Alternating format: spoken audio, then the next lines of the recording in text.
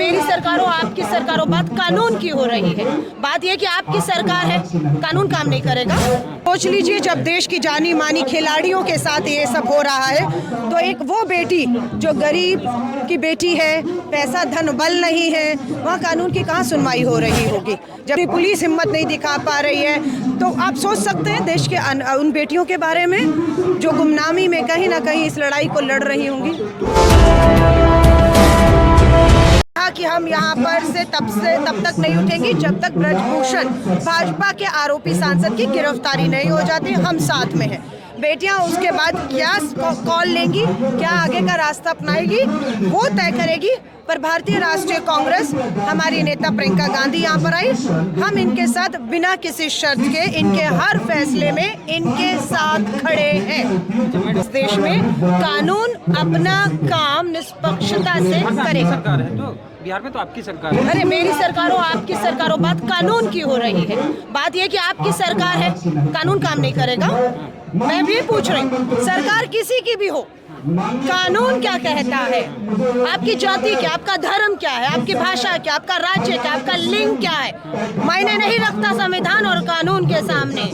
कानून को अपना काम करना है, पूरे देश में होना चाहिए और पूरे देश में होना चाहिए। जंतर मंतर खड़े हुए हैं और जंतर मंतर पर जिसकी सरकार है, अगर वही इस तरह का संदेश दे रही है कि वो अपराधियों के साथ खड़ी होगी तो आप सोच लीजिए जब देश की जानी मानी खिलाड़ियों के साथ ये सब हो रहा है तो एक वो बेटी जो गरीब की बेटी है, पैसा धन बल नहीं है, वहाँ कानून की कहाँ सुनवाई हो रही होगी। जब बेटियों के साथ राजधानी दिल्ली के जंतर मंतर पर सरेआम दिख रहा है कि पूरी की पूरी सत्ता अपने उस दमदार ताकतवर जिसे पूरी सत्ता का समर्थन प्राप्त है ब्रजभूषण शरण के साथ खड़ी है, पूरी पुलिस हिम्मत नहीं दिखा पा रही है, तो आप सोच सकते हैं देश के उन बेटियों के बारे में जो गुमनामी में कहीं ना कहीं इस लड़ाई को लड़ रही होंगी। यहाँ सिर्फ जंतर मंतर पर अपनी बेटियों की बात करूंगी, आप मुझसे मणिपुर की बात करेंगे, मणिपुर की बात करेंगे, आप मुझे केरला ले जाएंगे, मणिपुर नहीं, मैं यहाँ पर मणिपुर की बात नहीं कर रही हूँ। मैं यहाँ पर सिर्फ ना कर्नाटका चुनाव की जहाँ भाजपा हार रही है उसकी बात कर रही हूँ।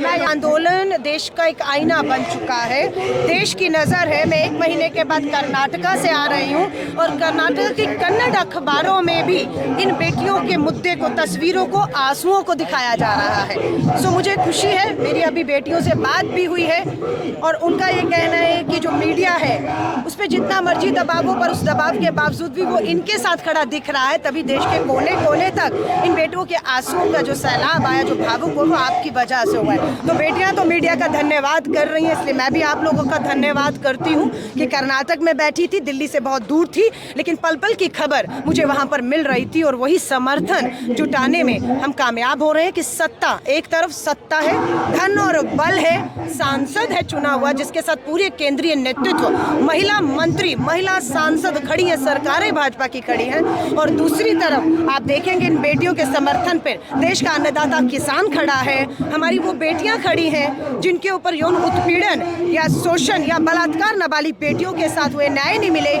वो भी साक्षी मलिक ने बताया, वो भी बेटियां आकर इनसे मिलकर गई हैं और कह के गई हैं दीदी हिम्मत बनाए रखिएगा, क्योंकि आपकी हिम्मत से हमारी हिम्मत बनी हुई है, आपको न्याय मिलेगा। तो वो हजारों बेटियां जिनके साथ जघन्य अपराध हुआ है वो मिलकर गई हैं, उनकी उम्मीद बन गया है ये आंदोलन जंतर मंतर।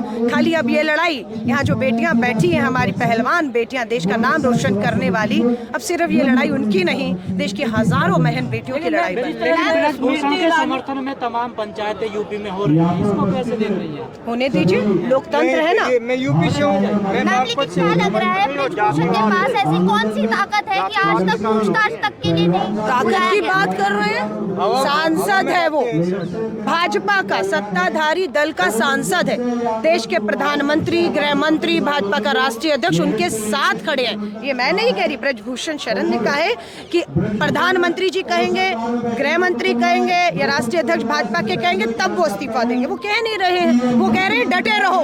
ब्रजभूषण पूरी पार्टी, महिला विधायक, महिला सांसद, महिला मंत्री तुम्हारे साथ खड़ी है, इसलिए वो आज इतनी हिम्मत करके एक अपराधी जिस पे आरोप लगे हैं वो सर उठाकर चुनौती बार बार दे रहा है हमारी बेटियों को और कानून को भी, क्योंकि कानून से जो उम्मीद थी अपना काम करेगा वो नहीं कर रही। आपको याद है वाकया जब राहुल गांधी जी की भारत जोड़ो यात्रा चल रही थी, बेटियां मिल रही थी, गले लग रही थी, रो रही थी, अपना दर्द बता रही थी, तो राहुल गांधी जी ने भारत जोड़ो की यात्रा के अंत में कश्मीर में ये कहा कि मुझसे बेटियां मिली, मुझे रोई और अपनी बात कही।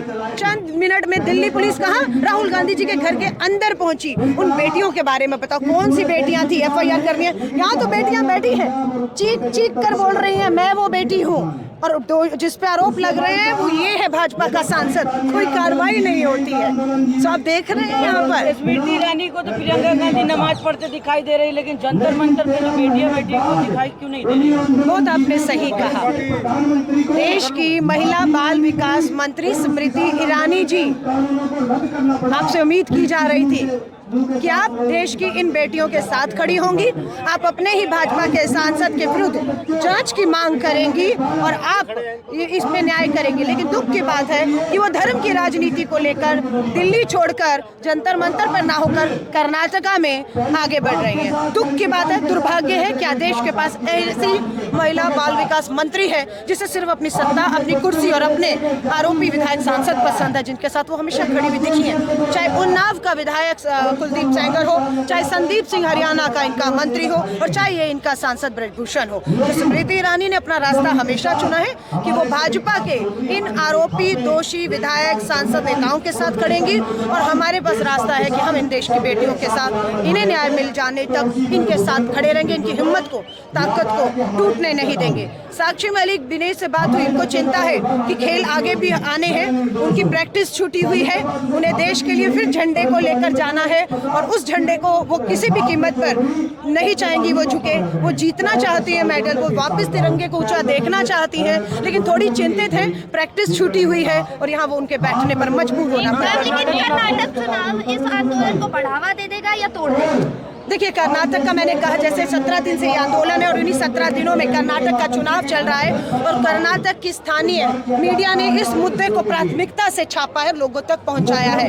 स्वाभाविक है, कर्नाटक की आधी आबादी, माँ बहन, बेटियां हमारी जो हैं वो जंतर मंतर की इन बेटियों के साथ जुड़ा देख रही हैं। कल वोट होना है, स्वाभाविक है वो गुस्सा वोट के रूप में फूटते हुए दिख सकता है, ऐसा मुझे लग रहा है। एक तरफ यहाँ पर जब महिलाएं आंदोलन कर रही हैं और उसी वक्त साक्षी जोशी जो कि पत्रकार है उनके साथ जो हुआ उस पर आप कुछ कहना चाहेंगे? पत्रकार साक्षी जोशी, उनके कपड़े फाड़े गए दिल्ली पुलिस के द्वारा। दुर्भाग्यपूर्ण है, बिल्कुल ऐसा नहीं होना चाहिए था, और हुआ है तो माफी मांगनी चाहिए जिनसे ये काम हुआ है, और आगे नहीं होगा ये विश्वास दिलाना चाहिए। और अगर ये हरकत हो रही है, हल्के में लिया जा रहा है, तो मुझे लगता है ये सबको बहुत महंगा पड़ेगा, क्योंकि माँ बहन, बेटियां, खिलाड़ी, पत्रकार, पॉलिटिशियन, आप महिलाएं के कपड़ों तक पहुंच गए हैं। आपको देखना होगा ये लड़ाई में आप सोचेंगे कि ये सब हरकत करके इस आधी आबादी को डरा कर घर बिठा देंगे, आप बैठेंगे नहीं, निकलेंगे। प्रधानमंत्री अंगूठा टूटने पे बोलते हैं, लेकिन बेटियां बैठी तो दिख नहीं रहा उनको। मैम बताइए, प्रधानमंत्री जी को याद दिलाइए कि आप अंगूठा टूटने पर या इतना भावुक होते हैं, लाल किले से बात करते हैं, आप भूल गए हैं आप अपनी बातों को, है ना। 33% महिला आरक्षण कानून 9 साल से इंतजार है, और अगर आरक्षण पास हो गया होता, हमारी महिला सांसद होती, तो आज इन बेटियों की आवाज को इस तरह से लावारिस न छोड़ा गया होता। क्योंकि जो भाजपा की सांसद और मंत्री है वो खामोश है, लेकिन बाकी खामोश नहीं रहती। इसीलिए हम चाहते हैं कि महिलाओं का हक, अधिकार जो है इस संसद और विधानसभाओं में जब मिलेगा, तो स्वाभाविक है बेटियों की आवाज जहाँ से भी गूंजेगी उन्हें ताकत मिलेगी। बेटी पढ़ाई अभी तक नहीं देखे गए हैं, कांग्रेस का अच्छा समर्थन मिला है बेटियों को, क्षेत्रीय दल आगे क्यों नहीं आ रहे हैं? देखिए, सत्ता जो बैठी है ना दिल्ली में, धन बल मशीनरी पूरी चौक दी है, डराया जा रहा है, रोका जा रहा है। किसान आए थे ना शांतिपूर्ण तरीके से, कैसे उनको रोकने की कोशिश की, कैसे एक महिला पत्रकार के ऊपर हमला। तो मुझे लगता है दुर्भाग्य है, देश को सोचना है, ये लड़ाई किसी राजनीतिक दल की नहीं है, ये लड़ाई देश और देश की बेटियों की है। सब कुछ सामने दिख रहा है, रास्ते दो हैं, एक रास्ते सत्ता की तरफ, आरोपी के तरफ जाता है जिसके साथ पूरी सत्ता धन बल के साथ, कानून और पुलिस के साथ खड़ी है बचाने में, दूसरी तरफ हमारी बेटियां हैं। मैंने अपना रास्ता चुना है, बहुत लोगों ने मेरी तरह रास्ता चुना है। मैं देश के लोगों को कहूँगी, दिल्ली के लोगों को कहूँगी, खासतौर से जिनके घरों में बेटियां हैं, उस भाई से कहूँगी, उस पिता से कहूँगी, आइए अपनी बहन बेटियों को लेकर और इस लड़ाई को ताकत दीजिए ताकि वो भी सुरक्षित रह पाए आने वाले भारत में। ये आरोपियों के पक्ष में पंचायतें होना, समर्थन करने की जो रिवायत शुरू हुई है, परंपरा जो डली है, नहीं झूठ है सर। अरे मैं बागपत का रहने वाला हूँ, खाप चौधरी हूँ। आप में हो रही है भारतीय जनता पार्टी का झूठ फैलाता है।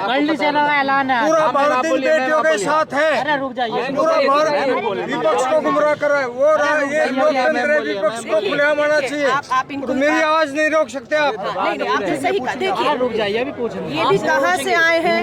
बागपत चौधरी चरण सिंह की जन्मभूमि से आऊँ मैं। ठीक है। बात ये कि ऐसे लोग भी हैं जो यहाँ पर खड़े हैं। लोकतंत्र है, स्वाभाविक है कि लोगों का मत बटा हुआ है और बांटा भी जा रहा है। यहाँ इस लड़ाई में बेटियों को न्याय की लड़ाई है, उनके साथ हुए यौन उत्पीड़न की जांच के बाद न्याय की बात है।